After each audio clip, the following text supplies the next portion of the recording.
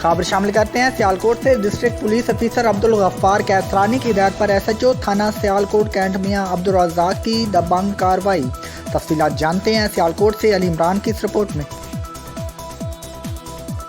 जी बिल्कुल, सियालकोट SHO मियां अब्दुल रज़ाक ने दौरान कार्रवाई मुल्ज़म शाहिद और बाबर भट्ट के कब्जा से 2 किलो 660 ग्राम चरस बरामद करके गिरफ्तार कर लिया। मजीद SHO मियां अब्दुल रज़ाक का कहना है कि हमारा मिशन सियालकोट ज़िला को मंशियात की लानत से पाक करना है। कैमरामैन टीम के साथ अली इमरान, सिटी 5 न्यूज़, सियालकोट।